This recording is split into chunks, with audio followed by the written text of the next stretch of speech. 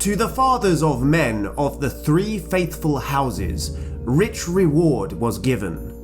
Eonwë came among them and taught them, and they were given wisdom and power and life, more enduring than any others of mortal race have possessed. A land was made for the Edain to dwell in, neither part of Middle-earth nor of Valinor, for it was sundered from either by a wide sea, yet it was nearer to Valinor. It was raised by Osse out of the depths of the great water, and it was established by Aule and enriched by Yavanna. And the Eldar brought thither flowers and fountains out of Tol Eressëa. That land the Valar called Andor, the land of gift, and the star of Eärendil shone bright in the west as a token that all was made ready, and as a guide over the sea. And men marvelled to see that silver flame in the paths of the sun. Hello Tolkien geeks, and welcome back to Voice of Geekdom.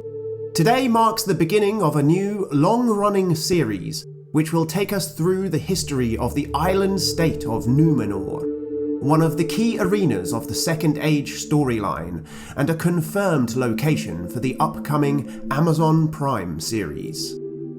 Firstly though, let me ask you all to take a second to hit the like button, leave your comments below, and if you're not already subscribed, hit that big red button for me, and the bell icon button, to activate notifications for Voice of Geekdom, and never miss a video. The three houses of the Edain of the First Age were the mortal men who fought in the wars of Beleriand, the elf friends of the Elder Days, who were instrumental in the overthrow of the satanic Dark Lord Morgoth, the black foe of the world. The first house was the House of Beor, so called because it was the first to encounter and befriend the elves of Beleriand in the First Age. From the House of Beor came Beren One-Handed, son of Barahir, who stole a Silmaril from Morgoth's crown. These men served the House of Finarfin's sons, and particularly Finrod Felagund, who ruled the kingdom of Nargothrond.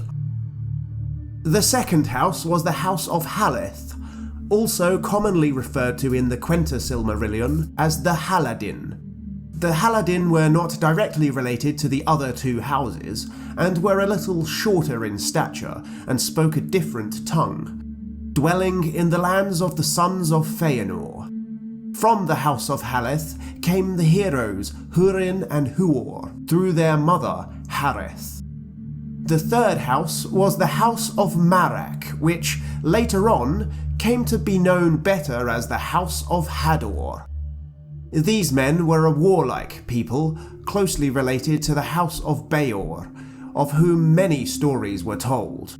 The aforementioned brothers, Húrin and Huor, were of the House of Hador via their father, as were their sons Turin and Tuor, the latter of whom was, in turn, father to the mighty Eärendil the Mariner.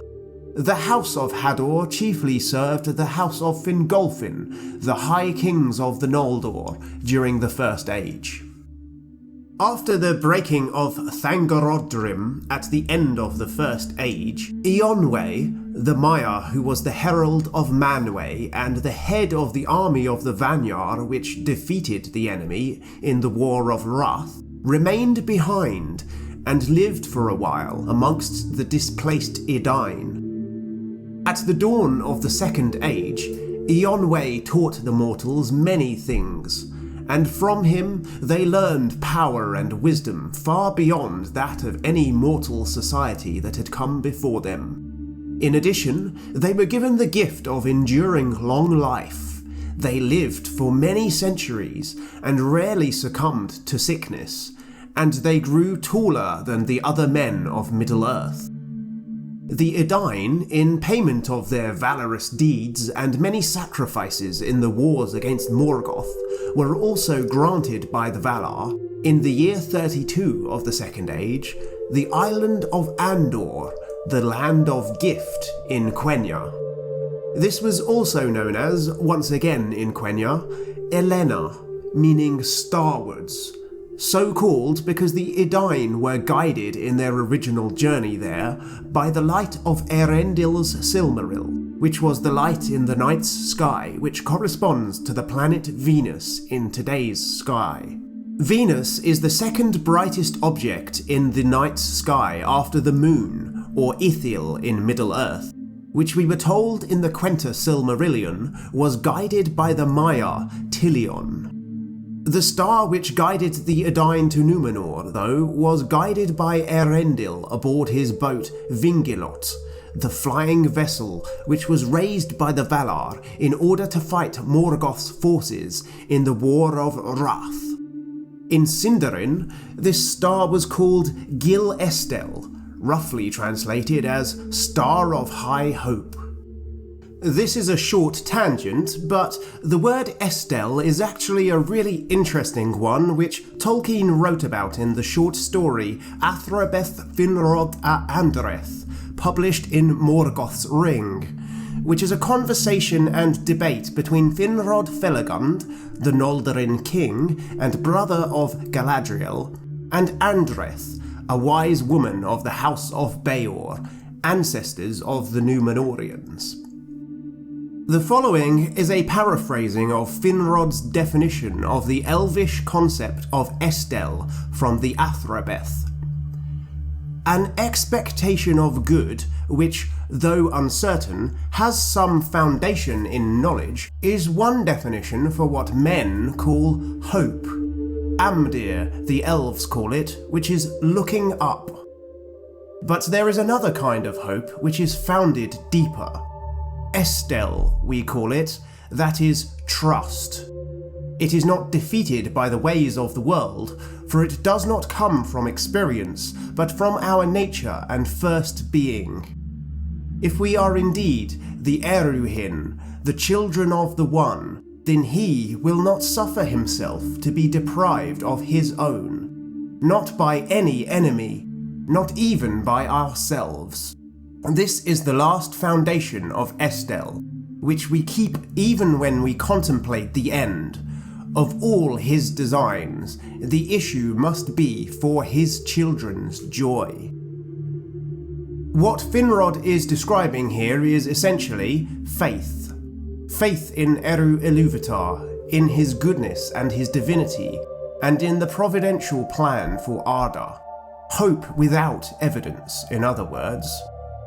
We will see, as we move through the history later on in this series, the importance of Estelle in Númenorian society and history, especially when we cover the Divide and eventual civil war in Numenor. The side which maintains loyalty to the Eldar and the Valar was known as the Faithful. But Numenor itself is the reward for the Estelle, which the Edain managed to find in the First Age, in spite of the wounded nature of mankind in Arda Mard, and in spite of the unassailable might of Morgoth. The Peoples of Middle-earth, the 12th and final volume of Christopher Tolkien's exploration of his father's writings, which we find in the History of Middle-earth series, tells us that Elros himself, the son of Eärendil and twin brother of Elrond Half-Elven, led the first expedition to the island personally. Due to the brevity of the narrative in the Akallabeth, it might seem to the reader that the entire Númenorian people sailed together in one huge fleet. But Christopher claims here that there are many who, at first, were either unwilling or too far scattered across Middle-earth to be able to accompany the initial expedition. He goes on to say, since the boats that were used were of elvish model, fleet but small, and each steered by one of the Eldar, deputed by Círdan, it would have taken a great navy to transport all the people and goods that were eventually brought from Middle-earth to Numenor. The legends make no guess at the numbers, and the histories say little. The fleet of Elros is said to have contained many ships, according to some 150 vessels, to others 200 or 300, and to have brought thousands of the men, women and children of the Edain, probably between 5,000 or at the most 10,000. But the whole process of migration appears in fact to have occupied at least 50 years, possibly longer, and finally ended only when Círdan, no doubt instructed by the Valar, would provide no more ships or guides. They follow the star of Eärendil to the five-pointed star of Elenna, a wondrous astrological event on par with the Star of Bethlehem. When the Edain arrive, they find a rich and bountiful paradise, which has been prepared for their every need, for them to live in peace and prosperity, in friendship with the visiting elves of Tol Eressëa. It is here that they establish the realm of Númenor, a dynasty which would endure for over 5 millennia. Next time on Numenor Explored, we will cover the reign of Elros Tar Minyatur, the first king of Numenor, and learn more about the realm that he established on the island and the features of the lands therein.